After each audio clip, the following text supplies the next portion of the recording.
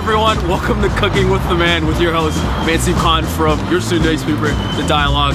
Today we have someone absolutely incredible today. We have Chef Dave Wolfman, and he's been cooking longer than I was even born. And you know what? Let's just go inside and check it out.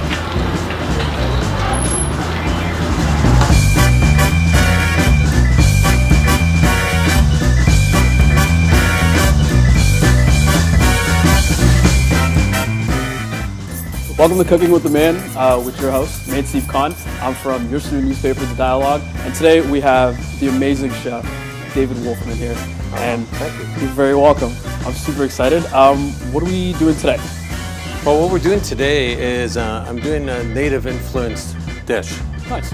So a lot of the food that we ate in this region. So I have duck breast here. What I like to do is actually grill a nice duck breast. Awesome. So I'm going to score it up. I'm going to glaze it with maple syrup. A little bit of vinegar. I'm also going to do a little wild rice salad. Wow, super excited, super excited. Alrighty, so please. Should we just start? Absolutely. So what I want to do is score it first. So that's the first thing I'm going to do. And scoring it just basically means cutting the edge of the skin just like that on an angle. And this allows the marinade to go in. To seep in. To seep in. So I'm going to do a couple of them here, so that we can have a good taste. I'll do one of them a little bit more well done than the other, and we'll just go from there. So what we're going to do is create a marinade. What I'll start with is a little bit of olive oil. So I like extra virgin olive oil. Adds a really nice flavor to it. I'm also going to put an acid in. Now I have red wine vinegar. You could use lemon, orange, anything that's acidic. I'm going to put in a little bit of salt and a little bit of black pepper in here. We are going to put in a little bit of maple syrup, because maple syrup is what makes this recipe. And then what I'm going to do is also put in some garlic. And now we have all of our flavors in there. I'll take a fork and I'll just blend this together. So now just take the duck breast. So I want to get that in marinating in there. I want to get it tossed around a couple of times so it's got the flavors in there. So I'm just going to tuck this in the fridge. Cool. I'm going to do a wild rice salad. Now for this salad, it's really simple because I have everything already cooked. So what we'll do is we'll start off with a little bit of rice. I also cooked up a little bit of quinoa just to add some other textures to this. And I cooked up a little bit of red rice because we want a little color. I have toasted pine nut. I also have some toasted walnuts just for a little bit of flavor in here. Again, with a little bit more olive oil in here, because it's basically like a salad dressing. For sure. A little bit of vinegar. A little bit of lemon juice because I want a little bit of acid in there. And some salt and pepper. So again, you always want to season things and let them marinate a little bit. So you saw our duck breast is marinated. This is marinated. Slightly different flavors. Now, have you ever tried wild rice salad? I've not tried any wild rice. I'm very excited. It's my first time. I haven't tried duck either. Really? Yeah, so first time for everything. Absolutely. So what made you start cooking? Like what started this whole, your adventure? Well, actually when I was, hunger was. When I was 9 years old, I actually went into my mom's kitchen went into our kitchen, Yeah. And my mom was cooking. And I remember just being so hungry, and I remember going in there, and my mom had some bread cooking, and I said, "Can I help cook?"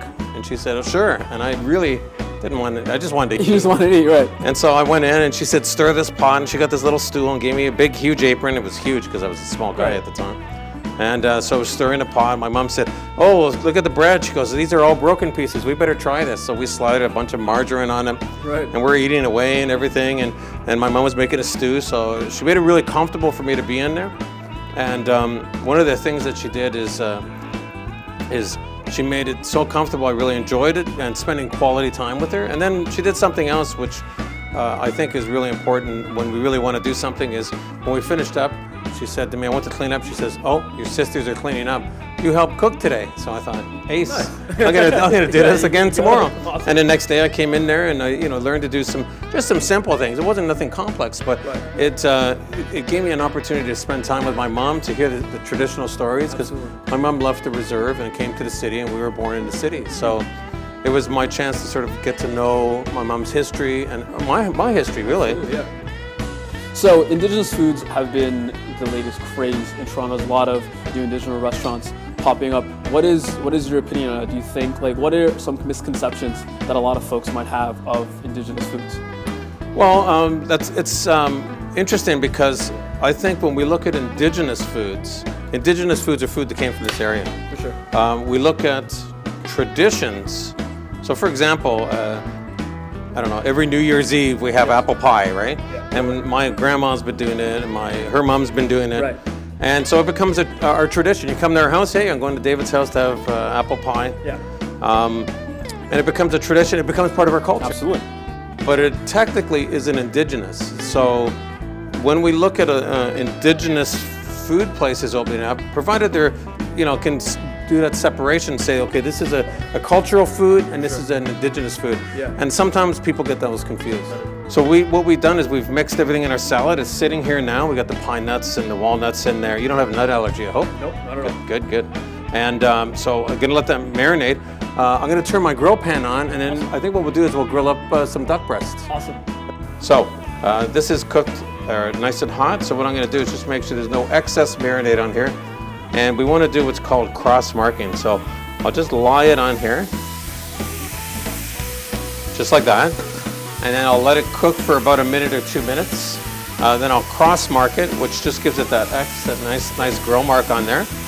And then we'll flip it over. And now you can flip it, yep. Okay, so side. Yep, stick it in, give it a twist and lift. Flip, and Lift, high, high. and drop it down. Nice. Yeah, it is. Well, it's not flipping in oil because it's got the grill. Right, you got the one.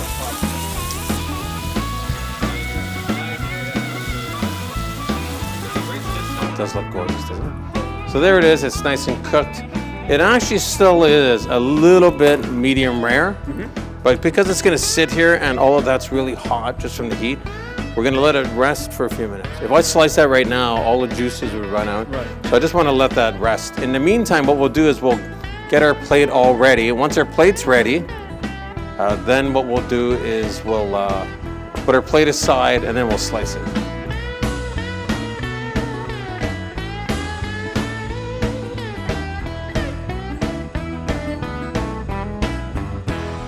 So we're just going to move this plate out of the way now.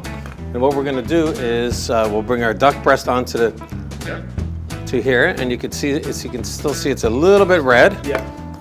Duck should be a little bit red. Again, like I said, this may look a little scary to you. So if that's the case, we'll have you try a little bit of the outside pieces. So I'll let you try that one. It's got a little fatty. So we can just use your fingers. We're cooks. We're cooking with the men. Right, cooking with the men. Sorry. That's okay. Wow. Right, nice. Really good. So turn down. I'm not trying to get romantic with it, right? But we can turn down the lights, make it look nice and make it tasty. So what we'll do is we'll just place this on top. So we have maple glazed duck breast. We have the wild rice salad with pine nuts in it, and then some sunflower sprouts. Now I just want to drizzle, just to finish my plate, I'm just going to drizzle just a little bit of maple syrup. There you go. That's it. There you go. What do you think? Awesome. Now you learned how to make something. Now I learned how to make something. It was pretty easy, wasn't it? Yeah, it was not the difficult at all. No, that's great. So there you go. Okay, so there's a lot of chefs out there that have their own cooking show. I mean, you still have your own cooking show. How did you do that? Like, is there any? Well, first of all, it's challenging to get a show because you have to have a concept that people want to see, something they want to learn. I'm fortunate that there was an Indigenous channel, EPTN, that came out and they were looking for a chef, and I was a chef, and so I was really lucky to get that opportunity. But I think is much like creating a restaurant or a catering company, you want to find out what people want, and if they want it, you create it. You build it, they'll come, so to speak. Totally. So I think it's a lot of hard work, a lot of dedication, and then also making sure that you're selling something to your clients that they want. So, I think there's a lot of great room out there for people that, there's no gluten-free cooking shows, Sure. So, that would be something I think people would watch because a lot of people are gluten-free. There's no allergy shows. There are not too many. If there are, I might not know them. So, Right. So I think that's one of the things. And also the other thing is it's a lot of hard work. Right. you know, when you're working a TV show. Unlike just being a guest on a show, I actually produce the show myself, so, so it's a lot of work. But again, if you love it, it makes it a whole lot easier to get up in the morning. I mean, meeting amazing chefs like you definitely make me fall in love with food that much more and actually understand the art and the culture, like the stories behind foods, which is really awesome. So thank you so much. Yeah, I just want to say that we should enjoy this. We should. And you should try this recipe. So there's your fork and there's my fork. Oh, that's yours, that's mine. Okay. So let's try it.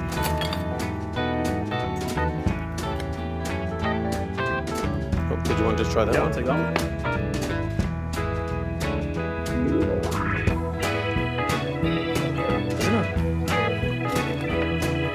I'm Manseeb. Thank you for watching Cooking with the Man, and thank you so much. Yeah, thank you for having me. Oh, thank you so much. Oh, this is just incredible. You gonna have me back? Absolutely. Okay. We should probably do like the 2 Cooking with the Men things. Cooking with real men. Cooking with real men. I like it. Yeah, it's a really good idea. Maybe we'll make quiche. Yeah, and just making gluten-free quiche, right? This is a niche market. Right, I like it. I love it. Thanks for watching, and hopefully I'll see you guys in the next one. See you soon.